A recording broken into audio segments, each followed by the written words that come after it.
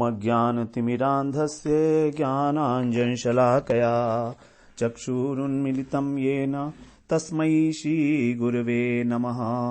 वन्देऽहं श्रीगुरो श्रीयुतपदकमलं श्रीगुरून् वैष्णवांश्च श्रीरूपं साग्रजातं सहगण रघुनाथान्वितं तं सजीवं साद्वैतं सावधूतं परिजनसहितं कृष्ण चैतन्य देवं श्रीराधा कृष्णपादान् सहगण ललिता श्री विशाखान्वितांश्च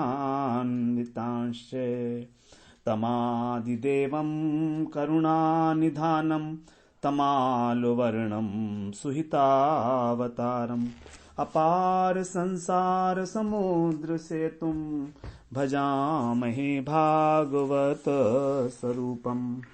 हे देव हे दैत हे भुवनैक बंधो हे कृष्ण हे चपल हे करुणैक सिंधो हे नाथ हे रमण हे नयनाभिराम हा हा कदानुभवितासि पदं दृशोर्मे। श्री कृष्ण चैतन्य प्रभो नित्यानंद श्री अद्वैत गदाधर शिवसदि गौरभक्त वृंद। हरे कृष्णा कृष्णा कृष्णा हरे हरे हरे राम राम राम हरे हरे। हरे कृष्णा। सर्वप्रथम मैं अपने गुरुपाद पद ओम विष्णुपाद अष्टोत्तर शत श्री श्रीमद् भक्ति वेदांत माधव गोसाई महाराज के चरण कमलों में अनंत कोटि दंडवत प्रणाम ज्ञापन करता हूं। हम लोग श्रीमद् भागवत पुराण में दशम स्कंध में 39वां अध्याय श्रवण कर रहे हैं, जिसमें अक्रूर जी कृष्ण को बलराम को लेकर रथ में बिठाकर और ब्रज से अब मथुरा की ओर जा रहे हैं। अक्रूर जी ने ब्रज में जो क्रंदन कर रही थी, विलाप कर रही थी, उनकी गोपियों को उपेक्षा करके उनको सांत्वना भी नहीं दी किसी प्रकार कि मैं जो है शीघ्र ही ब्रज में इनको लौटा कर ले आऊंगा, ऐसा भी नहीं कहा।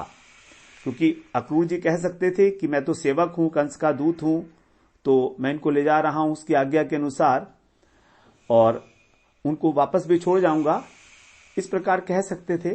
लेकिन उन्होंने कोई भी जो है इस विषय में कोई चर्चा नहीं की और एक प्रकार से उपेक्षा करते हुए वो तुरंत ही सूर्योदय होते ही संध्या वंदन समाप्त करके और अत्यंत शीघ्रता के साथ उन्होंने मथुरा की ओर प्रस्थान किया। रथ के पहिए की घर घर के अंदर ब्रज गोपियों की ध्वनि मानो कोई खो गई। गोपियां उनको देखती रहीं जब तक रथ दिखाई देता रहा, उसकी धूल दिखाई देती रही। इस प्रकार से जो है सभी और भगवान ने भी बीच बीच में, क्योंकि भगवान भी जो हैं उत्कंठित हैं, भगवान जो हैं उनको भूल नहीं पा रहे हैं, भगवान को भी उतना ही दुख हो रहा है, कृष्ण को भी जितना गोपियों को हो रहा है। लेकिन फिर भी क्योंकि कार्य विशेष के कारण वो उनका जाना आवश्यक है, ब्रज में जाना आवश्यक है, इसलिए वो वहां पर मथुरा में जाना आवश्यक है, इसलिए वहां पर वो आवश्यक कार्य के लिए जा रहे हैं। लेकिन यहां पर बताया कि बीच बीच में वो दूत भेजते रहे। दौत यक्कई मतलब बहुवचन है यहां पर। तो रथ तो तीव्र गति से भगा तो लाए, लेकिन बीच बीच में गोपियों को सांत्वना देने के लिए दूतों को भेजते रहे। क्योंकि सुबह चले थे और मध्याह्न का समय हो गया, जबकि नंद गांव से अगर चले भी होंगे तो यमुना जी बहुत दूर नहीं है, लेकिन फिर भी क्योंकि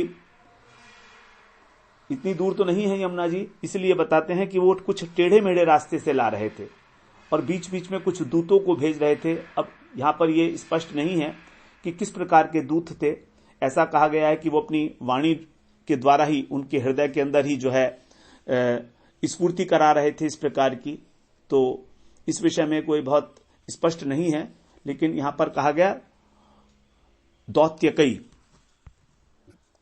तो 35वें श्लोक में भगवान ने जो कहा है कि आयास्ये दौत्यकई इति सप्रेमई, अर्थात प्रेम पूर्वक जो है अपने वचनों को समझाया उनको। तो यहां पर दूसरा अर्थ इसका बताया गया है दौत्यकई में बहुवचन, कि अनेक प्रकार के उन्होंने प्रेम पूर्वक वचन जो हैं बोले और उन प्रेम पूर्वक वचनों के द्वारा उनको सांत्वना दी।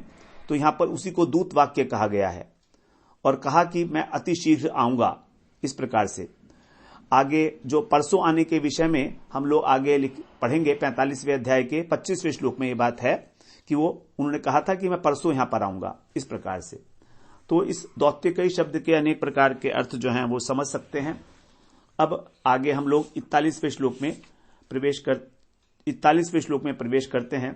जब अक्रूर जी जो हैं उन्होंने कृष्ण बलराम को जब वहां पर यमुना जी के निकट पहुंचे तो वहां पर आचमन किया भगवान ने उतरकर रथ से, और फिर आकर रथ में पुनः बैठ गए। अक्रूर जी उनको ठीक प्रकार से रथ में बिठाकर उनकी आज्ञा लेकर फिर ब्रह्महद में जो है स्नान करने के लिए चले गए। अब यहां बता रहे हैं 41वें श्लोक में स्नान करते हुए क्या हुआ। निमज्य तस्मिन् सलिले जपन ब्रह्म सनातनम तावेव दद्रशे क्रूरो राम कृष्णौ समन्वितौ।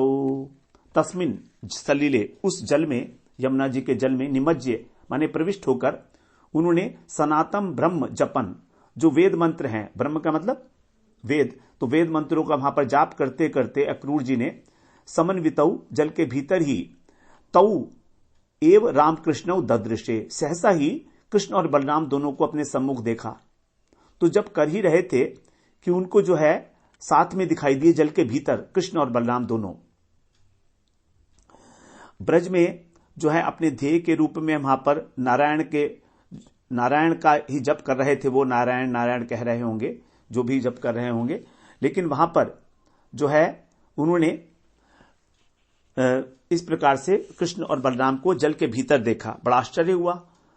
तो 42-43वें श्लोक में एक साथ पढ़ेंगे। कह रहे हैं, तौ रथस्तु कथमिह सुतावानक दुन्दुभे तर्हि स्वित स्यन्दनेन सत् इत्युन्मज्य व्यचष्ट सह तत्रापि स यथा पूर्वम् आसीनौ पुनरेव सह न्यमज्जन दर्शनम यन्मे मृषा किम सलिले तयोः। आनक दुन्दुभे अर्थात वसुदेव जी के जो सुतौ, उनके पुत्र हैं, ऐसे श्री बलराम और कृष्ण रथस्थौ, रथ पर अवस्थित थे। अक्रूर जी उनको वहां पर बिठाकर आए थे सुखपूर्वक। तो फिर सोचते हैं वो इह माने यहां जल में कथम, कैसे आ गए। तो तरही इसका मतलब यह हुआ, इस तब स्वित सिंदने, क्या वे रथ के ऊपर नस्तः स्थित नहीं है। इति ऐसा विचार कर सौ माने अक्रूर जी ने उन्मज्य, जल से निकलकर, जल से अपना मुख जो बाहर निकाला, तब व्यचष्ट रथ की ओर देखा। तो आनक दुन्दुभि के जो पुत्र हैं वसुदेव जी के, वो तो रथ में विराजमान थे। तो सोचते हैं कि वो जल में कैसे आ गए यहां पर, क्या वो रथ में नहीं बैठे हैं। इस प्रकार शंका करते हुए जब अक्रूर जी ने ऊपर की ओर देखा तो देखा क्या, तत्रापि च, वहां पर भी, तत्रापि माने वहां पर भी, यथा पूर्वम आसीनौ, जैसे पहले बिठाया था वैसे ही बैठे हैं। और सौ माने वो अक्रूर जी सलिले तयो, फिर मैंने जल में जो इन दोनों को देखा है वो क्या मिथ्या है, किम मृषा, क्या मैंने इनको मिथ्या देखा है, ये विचार करके पुनः एव नियमज्जत, पुनः जल में जो है निमग्न हो गए। तो उन्होंने एक बार मुख उठाकर देखा बाहर और देखा कि वो तो सामने बैठे ही हैं। तो सोचते हैं कि ठीक है, हो सकता है मैंने जो जल में देखा है वो मिथ्या है, मेरा भ्रम होगा। इसलिए अब निश्चय करने के लिए उन्होंने दोबारा जल में डुबकी लगाई। और 44-45वां श्लोक एक साथ कह रहे हैं, भूयस्तत्रापि सोद्राक्षीत स्तूयमान महीश्वरम सिद्धचारण गंधर्वैर असुरैर्नत कंधरै सहस्रशीर्षं देवं सहस्रफणमौलिनं नीलांबरम विश्वेतम श्रृंगैश्वेतमिव स्थितम्।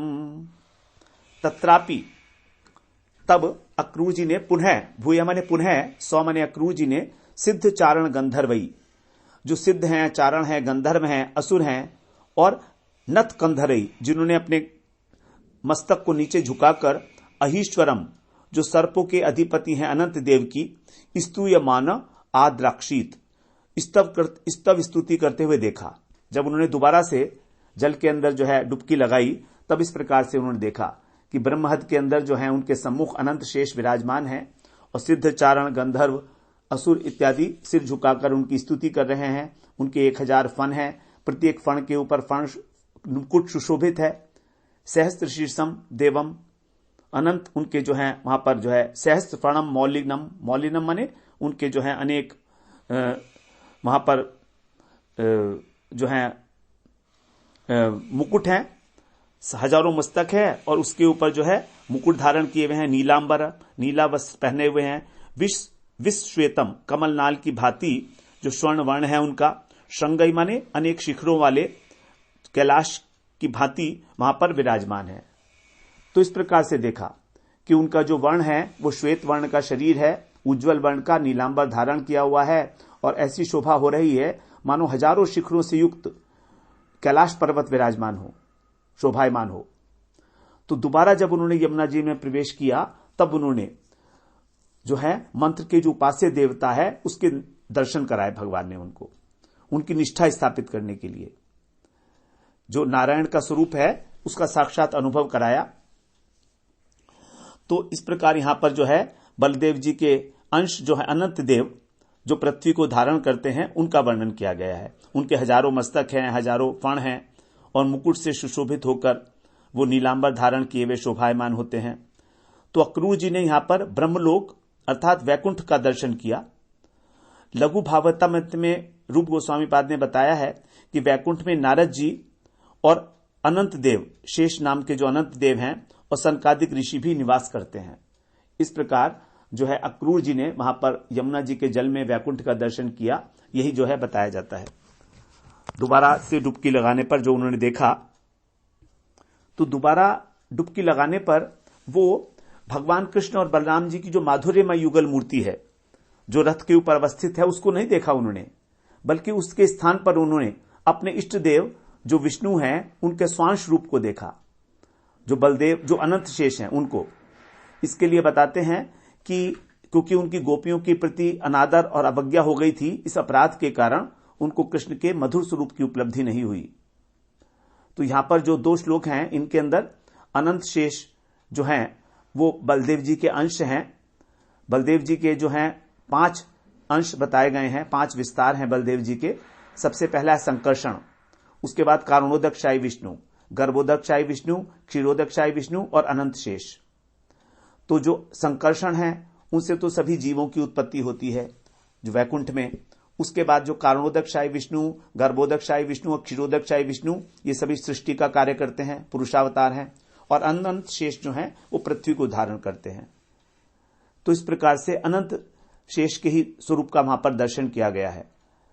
तो इसको हम वैकुंठ का दर्शन कह सकते हैं, इसी प्रकार से इसको बताया गया है। अब आगे 46वें श्लोक से लेकर और 57वें श्लोक तक जो है वो स्तुति है, जो उन्होंने देखा जिस प्रकार का, जो स्तुति नहीं है, जो भगवान का स्वरूप है उसका वर्णन है इस अध्याय के अंत तक। तो उसको हम लोग श्रवण करते हैं, कैसा है भगवान का स्वरूप, कैसा है। तस्योत संगे घनश्यामम पीत कौशेयवाससम पुरुषम चतुर्भुजम शांतम पद्मपत्रारुक्षेणेक्षणम। यहां पर 46वें श्लोक में बता रहे हैं कैसे है। तत्स्य, तस्य माने उनकी, उत्संगे गोदी में, श्यामम जो घनश्याम है, पीत कौशेय पीला और रेशमी वस्त्र पहने हुए हैं, चतुर्भुज शांतम जो चतुर्भुज हैं, शांत स्वभाव हैं, कमल दल के स्वामी कमल, पद्मपत्र अरुण ईक्षणम नाल नेत्रों वाले उन्होंने परम पुरुष को देखा। तस्यो उत्संगे, तो अक्रूर जी ने देखा कि सर्पराज जो अनंत शेष हैं उनकी गोद में चतुर्भुज पुरुष विराजमान है, भगवान का चतुर्भुज रूप विराजमान है। उनकी जो कांति है वो नवीन जलधर के समान है और पीतवर्ण के रेशमी वस्त्र पहने हुए हैं, नेत्र कमल पत्र के समान है, स्वभाव अत्यंत सौम्य है, शांत है। आगे कह रहे हैं चारु प्रसन्न वदनम चारु हास निरीक्षणम सुभ्रुन्नसम चारु कर्णम सुकपोलारुणधरम। उनका मुखमंडल अत्यंत मनोरम है। चारु प्रसन्न वदनम, चारु हास निरीक्षणम, और उनका जो हास्य है वो भी अत्यंत जो है आह्लादमय है। चितवन से उनकी मधुर मुस्कान झलक रही है। भौएं अति सुंदर हैं, सुघड़ नासिका है। जो कर्ण युगल हैं वो भी जो है अच्छी प्रकार से चारु कर्णम सुकपोलारुणधरम, और उनके जो कपोल हैं उनकी छटा ही निराली है। अधरों के ऊपर अरुणिमा छा रही है। अब 48वें श्लोक में कहते हैं, प्रलंब पीवर भुजम तुंगासोर स्थलश्रियम कंबुकंठम निम्न नाभिम वलिमत पल्लवोदरम। भुजाएं जो हैं घुटनों तक लंबी हैं, कंधे ऊंचे हैं, वक्षस्थल पर लक्ष्मी जी का निवास स्थान है। शंख कंठ जो है उनका शंख के समान जो त्रिवली से विभूषित है, जैसे शंख के ऊपर 3 रेखाएं होती हैं उसी प्रकार भगवान के कंठ पर त्रिवली है। नाभि जो है उनकी अत्यंत गंभीर है, त्रिवली से युक्त है। नाभि के ऊपर भी उनकी 3 रेखाएं हैं। उदर जो है उनका वो अश्वत्थ पत्र के समान शोभायमान है। अश्वत्थ पत्र जो पीपल का वृक्ष होता है उसके हिसाब से, पीपल के पत्ते की भांति। वृहत कटि तट श्रोणी करभोरुद्धयान्वितम चारु जानु युगम चारुज जंघ्या युगल संयुतम। उनका जो चतुर्भुज पुरुष का कटि प्रदेश है अत्यंत स्थूल है, जो नितंब प्रदेश है विशाल है। दोनों जंघाएं हाथी के सूंड के समान हैं। पिंडलियां और घुटने अत्यंत रमणीय हैं। तुंग गुल्फारुण नख व्रात दीधितिभिर्वृतम नमांगुल्यंगुष्ठ दलैर विलसत पाद पंकजम। उनके जो चरण कमल हैं वो अत्यंत उन्नत हैं। एड़ी के ऊपर गांठें हैं। अरुण वर्ण के नखों से उनकी किरणें जो हैं चारों ओर फैल रही हैं। चरणों की कोमल उंगलियां और उनके अंगुष्ठ नवीन और कोमल पंखड़ियों की शोभा का भी तिरस्कार कर रहे हैं। बड़ी सुंदर छवि है यहाँ पर भगवान की। सुमहार मणिव्रात किरीट कंटकांद कटकांगदई कटिसूत्र ब्रह्मसूत्र हार नूपुर कुंडलई। 51वां श्लोक है। श्री विग्रह पर उनके जो है मणियों से युक्त किरीट है और बाजूबंद है। वलय, उन्होंने कंगन धारण किया है। कमर में करघनी बंधी है। हार, नूपुर, कुंडल और यज्ञोपवीत, ये सबकी अनुपम शोभा हो रही है। ब्रह्मसूत्र मतलब यज्ञोपवीत। भ्राजमानम पद्मकरम शंख चक्र गदाधरम श्रीवत्सवक्षजम भ्राजत कौस्तुभम वनमालिनम। उन्होंने अपने हाथों में शंख चक्र गदा पद्म जो चतुर्भुज स्वरूप है उसमें धारण किए हुए हैं। वक्षस्थल के ऊपर श्रीवत्स का चिन्ह है।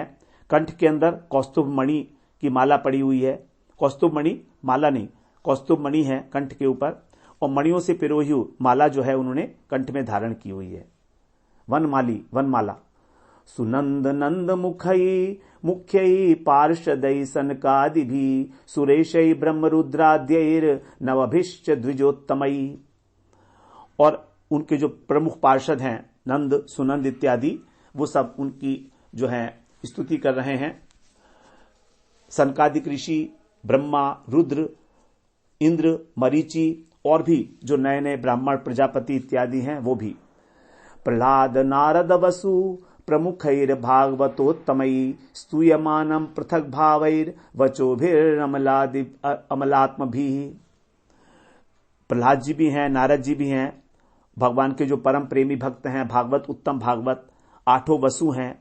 वे सब भागवत जन अलग अलग भावों से जो उत्तम वेदवाणी है उसके द्वारा उनकी स्तुति की जा रही है। अमल आत्म भी, अमल।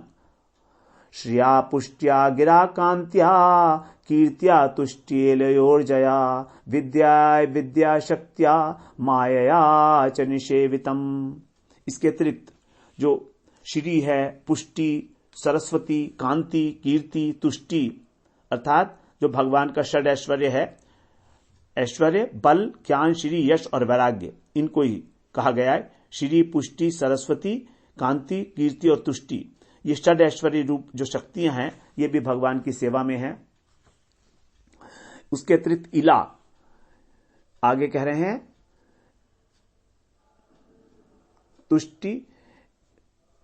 तुष्टिया इला जया। हाँ, इला जो है वो संघनी रूपी पृथ्वी शक्ति है। ऊर्जा लीला शक्ति है। और विद्या ये जीवों की मुक्ति और बंधन में कारण है। बहिरंगा शक्ति की 2 वृत्तियां हैं, विद्या वृत्ति और अविद्या वृत्ति। और आह्लादनी शक्ति और माया, ये भी। विद्या अविद्या शक्त्या मायया च निषेवितम विलोक्य सुभृशम प्रीतो भक्त्या परमया युतः हृष्टतनु रुहो भाव परिक्लिन्नात्मलोचन। यहां कह रहे हैं कि भगवान की इस अलौकिक झांकी को देखकर अक्रूर जी परम आनंद में निमग्न हो गए। उनके हृदय के अंदर भक्ति का उद्वेग हो गया।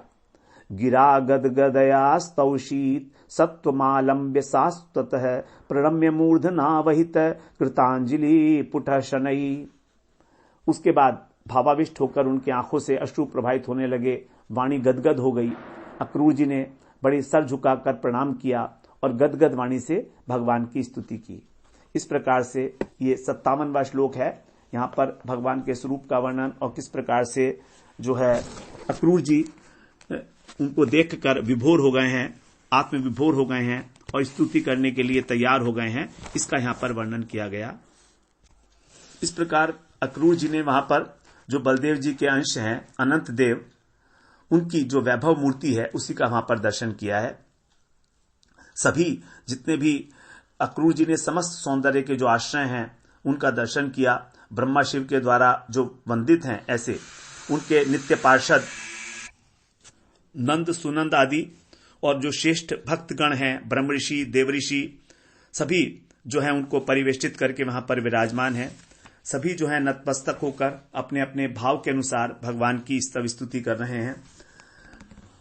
और वहां पर सनकादिक ऋषि प्रजापति नाम से जो प्रसिद्ध हैं, जो प्रजापति हैं ब्रह्मा जी के पुत्र मरीचि, अत्रि, अंगिरस, पुलह, पुलस्य, क्रतु, भृगु, वशिष्ठ और दक्ष, ये सब भी वहां पर उनकी स्तुति कर रहे हैं। इसके अतिरिक्त वहां पर प्रहलाद जी, नारद जी और वसु इत्यादि जो श्रेष्ठ भक्त हैं वो भी दीनता का अभिमान लेकर बड़े भक्ति भाव से उन वैकुंठपति की स्तुति कर रहे हैं।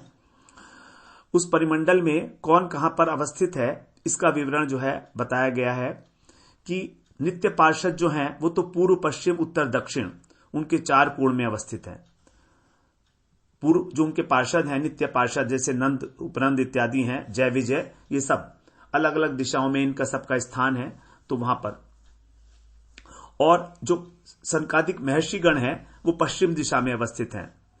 ब्रह्मा, रुद्र इत्यादि जो देवता हैं वे दक्षिण दिशा में हैं और मरीचि, अत्रि इत्यादि जो प्रजापति हैं ये बाईं ओर हैं। और भक्त श्रेष्ठ जो प्रहलाद जी हैं, देवऋषि नारद हैं, वो सामने की ओर अवस्थित है। सभी की स्थिति बताई गई है कहां कहां पर हैं। ये सभी भगवान के नित्य परिकर हैं। अब प्रपंच लीला में ब्रह्मा और रुद्र इत्यादि जो परिकर हैं वे वैकुंठ में जो ब्रह्मा रुद्र हैं उनके विभूति स्वरूप है। देखिए ब्रह्मा और रुद्र के 2 स्थान हैं, वो वैकुंठ में भी हैं और यहां पर भी हैं। तो यहां पर जो प्रपंच के ब्रह्मा जी हैं वो जो वैकुंठ के ब्रह्मा जी हैं उनके विभूति हैं, उनके अंश हैं एक प्रकार से। श्रीधरपाद स्वामी ने यहां पर यह बात बताई है। उनके अनुसार जो हैं सभी पार्षद दास्य भक्ति के उपासक हैं, इसीलिए यहां पर विष्णु के लिए जो स्तुति की जा रही है उनको स्वामी मानकर, प्रभु मानकर की जा रही है। अब सनकादिक ऋषि हैं, उनका तो हमेशा ही ब्रह्म ज्ञान के अंदर ही आवेश रहता है, इसलिए वो उनको ब्रह्म रूप में वर्णन करेंगे। ब्रह्मा, रुद्र इत्यादि जो हैं वो भगवान को परमेश्वर मानकर स्तुति करते हैं और मरीचि, अत्रि, पुलह इत्यादि जो हैं वो उनको परम प्रजापति के रूप में आराधना करेंगे। और नारद, प्रहलाद जी इत्यादि जो भक्त हैं वो उनको अपने उपास्य तत्व, अभिष्ट देवता के रूप में उपासना करेंगे, वंदना करेंगे। तो सबका अलग अलग भाव है। सनकादिक ऋषि जो हैं उनके लिए भगवान जो है इष्ट नहीं है बल्कि ब्रह्म के रूप में है, और ब्रह्मा और शिव के लिए वो परमात्मा है। इस प्रकार से सभी अपने अपने ही भाव के अनुसार भगवान की स्तुति करते हैं। अक्रूर जी ने वहां पर यह भी देखा कि जो नारायण है उनकी अनंत शक्तियां भी उनकी सेवा में नियुक्त हैं। सभी प्रकार की शक्तियों का यहां पर परिचय दिया गया है। विश्वनाथ चक्रवर्ती ठाकुर ने यहां पर जो भगवान की 6 प्रकार की शक्तियां हैं उनके विषय में बताया है कि कौन कौन है। श्री, पुष्टि, वाक, कांति, कीर्ति और तुष्टि, ये 6 शक्तियां हैं। अब ये 6 जो ऐश्वर्य शक्ति हैं ये भगवान के स्वरूप में ही अंतर्निहित है। तो श्री शक्ति जो है वो ऐश्वर्य का वाचक है। श्री पुष्टि के अंदर बल, वाक्य के अंदर ज्ञान कांति में शोभा अर्थात सौंदर्य, कीर्ति के अंदर यश और तुष्टि में वैराग्य का प्रकाश है। भगवान की जैसे षड ऐश्वर्य संपन्न भगवान हैं, उनके अंदर 6 प्रकार के शक्ति बताई गई है। ऐश्वर्यस्य समग्रस्य वीर्यस्य यशसः श्रिय ज्ञान वैराग्य योश्चैव शरणाम भंग इतिंगना। तो इन्हीं 6 को यहां पर 6 प्रकार से बताया गया है। दोबारा से श्रवण करेंगे। श्री का मतलब है ऐश्वर्य, पुष्टि का अर्थ है बल अर्थात वीर्य, वाक अर्थात वाणी, वाणी का अर्थ है ज्ञान, कांति का अर्थ है शोभा श्री, कीर्ति का मतलब है यश और तुष्टि का मतलब है वैराग्य। तो उसी को यहां पर 6 प्रकार से कहा गया है। उनके नाम अलग अलग हैं, वही चीज है ये। अब दूसरी बात यहां बता रहे हैं कि जो भू शक्ति है ये इला है इसका नाम, और इसको संघनी शक्ति भी बोलते हैं भगवानी, क्योंकि इसी से सत्ता का प्रकाशन होता है। भगवान की पृथ्वी जो है वो विभूति है, और ऊर्जा क्या है, ये लीला शक्ति है भगवान की। तो जीव गोस्वामी के अनुसार भगवान की जो 2 प्रकार की शक्तियां हैं, अंतरंगा और बहिरंगा, उन दोनों को ही यहां पर अलग अलग विभूतियों के रूप में कहा गया है। जैसे विद्या और अविद्या ये दोनों बहिरंगा हैं, श्री जो है वो अंतरंगा शक्ति है भगवान की। इस प्रकार से तो अलग अलग विभूतियों के नाम से यहां पर बताया गया। तो दोनों शक्तियां ही, बहिरंगा और अंतरंगा, इनके ही अलग अलग नाम हैं। अलग अलग प्रकार से ये अपने को प्रकाशित करती हैं सब दोनों शक्तियां। अब अक्रूर जी जो है भगवान के दास्य भाव के भक्त हैं, तो भगवान ने इनको जल में अपने ऐश्वर्य स्वरूप वैभव का दर्शन कराया। भगवान ने वहां पर इनको अपने माधुर्य स्वरूप का दर्शन नहीं कराया, जो ब्रज में उनका भाव है माधुर्य रूप, बल्कि जो वैकुंठ धाम में ऐश्वर्यमय स्वरूप है उसका दर्शन कराया भगवान ने। तब उन्होंने इस प्रकार विचार किया कि जो कृष्ण है वही नारायण है, और जो नारायण है वही कृष्ण है। क्योंकि अक्रूर जी के इष्ट है नारायण, तो नारायण स्वरूप का दर्शन कराया और यह बताया कि देखो रथ पर जो बैठे हैं कृष्ण वो वही हैं जो नारायण है। क्योंकि डुबकी मारने पर पहले उन्होंने कृष्ण को देखा और फिर नारायण को देखा, और बलराम जी के रूप में पहले बलराम जी को देखा, उसके बाद फिर उन्होंने अनंत शेष को देखा। तो अनंत शेष की गोदी में नारायण को देखा, जैसे वो क्षीर सागर में शयन करते हैं, इस प्रकार से। तो ये बड़ी अद्भुत लीला है भगवान की कि किस प्रकार से भगवान ने जो है अक्रूर जी को उनके इष्ट के दर्शन कराकर ये बता दिया कि मैं कृष्ण वही हूं जो तुम्हारे इष्ट हैं। इसमें किसी प्रकार का भेद मत समझना। तो जहां पर इस प्रकार का भगवान ने अक्रूर जी को दर्शन कराया है ऐश्वर्यमय वैकुंठ का, उस घाट को हम लोग अक्रूर घाट बोलते हैं। अक्रूर घाट, वहां पर हम लोग जाते भी हैं, पास में ही है, बिल्कुल वृंदावन के एकदम पास में ही है। जब मथुरा जाते हैं वृंदावन से लगभग आधा किलोमीटर 1 किलोमीटर दूर लगभग, और लेफ्ट में थोड़ा सा अंदर जाके ½ किलोमीटर अक्रूर घाट, वहां पर दर्शन होता है। तो जब अक्रूर जी ने इस प्रकार भगवान की दर्शन किए तो बड़े विस्मित हो गए, बड़े मुग्ध हो गए। उनके जो सभी अंग हैं वो पुलकायमान हो गए, रोमांच होने लगा, हृदय में एक भाव जागृत हो गया, कंठ अवरुद्ध हो गया, नेत्रों से प्रेमाश्रु विसर्जित होने लगे। अब ये उनको प्रमाणित हो गया कि कृष्ण ही मेरे इष्ट हैं। सात्विक भावों का उदय होने से तुरंत ही उनका जो मस्तक है वो भक्ति भाव से झुका, भगवान को प्रणाम निवेदन किया हाथ जोड़कर, और अत्यंत गदगद कंठ से भगवान की जो है धीरे धीरे स्तव स्तुति करते हैं। तो भगवान की स्तुति करने वालों के एक बार हम नाम अभी और श्रवण करते हैं, जिससे थोड़ा और स्पष्ट हो जाएगा। सबसे पहले बताया जो नारायण की स्तुति की जा रही है वो नंद और सुनंद के द्वारा। ये भगवान के प्रमुख सेवक हैं, तो इसलिए भगवान के ये स्वामी रूप में स्तुति करते हैं। सनकादिक ऋषि में भगवान के प्रति भक्ति भाव नहीं है, वो निर्विशेष ब्रह्म के उपासक हैं, तो इस प्रकार से वो ब्रह्म के रूप में ही उनकी उपासना कर रहे हैं, स्तुति कर रहे हैं। ब्रह्मा और रुद्र जो हैं ये गुणावतार हैं भगवान के। तो गुणावतार कौन है? जो कारणोदकशाही, जो गर्भोदकशाही विष्णु हैं, उनके ही जो है अवतार हैं गुणावतार। तो इस प्रकार से ये जो है परमेश्वर के रूप में, नारायण के रूप में ही भगवान की स्तुति करते हैं। और जो 6 प्रजापति हैं, मरीचि, अत्रि, अंगिरस, पुलस्त्य, पुलह, क्रतु, भृगु और वशिष्ठ और दक्ष, ये प्रजापति, परम प्रजापति के रूप में। प्रहलाद जी जो हैं भक्त हैं भगवान के, तो वो भगवान को अपने इष्ट देवता के रूप में। वसु जो है वो ऊर्ध्वचर है। तो इस प्रकार ये सारे पार्षद भगवान के साथ नित्य विराजमान हैं।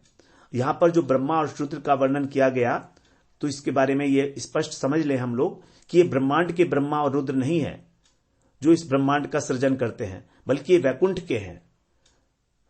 ये अपराकृत हैं, जबकि ब्रह्मा जी हैं वो प्राकृत शरीर वाले हैं, क्योंकि प्रलय काल में उनका भी जो है अंत हो जाता है 100 वर्ष के बाद।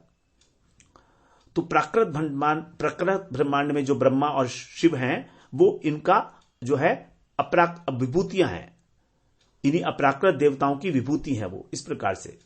और वैकुंठ में जो शक्तियां बताई गई, 6 शक्तियां, तो उसमें जो श्री है वो तो हो गई कांति, शोभा। कीर्ति जो है वो तो हो गया सौंदर्य, श्री।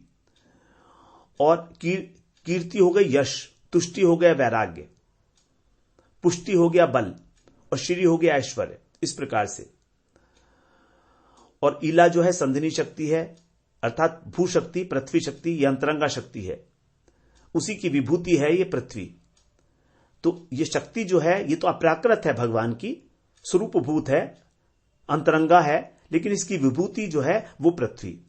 इसी प्रकार से ऊर्जा जो है भगवान की लीला शक्ति है, ये अंतरंगा है, और इसी ऊर्जा शक्ति की जो विभूति है इस पृथ्वी लोक में, उसको हम तुलसी कहते हैं। उसी प्रकार से विद्या और अविद्या, विद्या जो है जीवों की मुक्ति का कारण है, और अविद्या संसार बंधन का। ये दोनों बहिरंगा शक्ति है। जैसे हम जानते ही हैं माया की जो 3 वृत्तियां हैं, प्रधान, विद्या और अविद्या, तो विद्या और अविद्या वृत्ति जो है वो बहिरंगा शक्तियां हैं। और जो है शक्ति नाम की जो है वो महालक्ष्मी आह्लादिनी शक्ति है, अंतरंगा है। चकार से यहां पर चकार 24 दिया गया है, तो 400 हम समझेंगे कि जीव शक्ति है, जो तटस्थ शक्ति है। और इस सब शक्तियों के जो स्वामी हैं वो है वैकुंठ के अधिपति नारायण।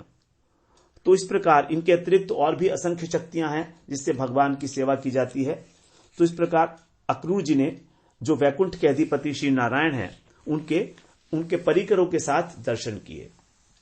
उसके बाद फिर हम लोग श्रवण कराए हैं किस प्रकार अक्रूर जी गदगद कंठ से भगवान की स्तुति करते हैं। अब उस स्तुति के विषय में हम लोग जो है अगले 40वें अध्याय में हम लोग श्रवण करेंगे। उसमें अक्रूर जी के द्वारा जो भगवान की कृष्ण की स्तुति की गई है उसका वर्णन है। तो यहां पर हमारा आज जो है ये किशोर लीला जो प्रकरण है बहुत बड़ा, ब्रज लीला के अंदर भगवान की 3 प्रकार की लीलाएं हो गई। भगवान की जो पहले लीला बाल लीला है, उसके बाद फिर ये जो है पौकंड लीला, और फिर किशोर लीला। तो किशोर लीला के अंदर भी हम लोगों ने 3 बार विभाजित किया था, किशोर लीला 1, किशोर लीला 2, किशोर लीला 3। किशोर लीला 2 जो थी वो थी रास पंचाध्यायी। तो रास पंचाध्यायी से पहले और रास पंचाध्यायी के बाद वाली किशोर लीला 3 है। तो इस प्रकार से हमारा जो है ब्रज लीला प्रकरण यहां पर अब पूरा होता है। अब इस ब्रज लीला प्रकरण के बाद जो प्रकरण है वो है अक्रूर जी की स्तुति प्रकरण। ये केवल एक ही अध्याय का प्रकरण है, तो इसको हम लोग आगे श्रवण करेंगे। वांछा कल्पतरुभ्यश्च कृपा सिंधुभ्यैव च पतितानां पावनेभ्यो वैष्णवेभ्यो नमो नमः।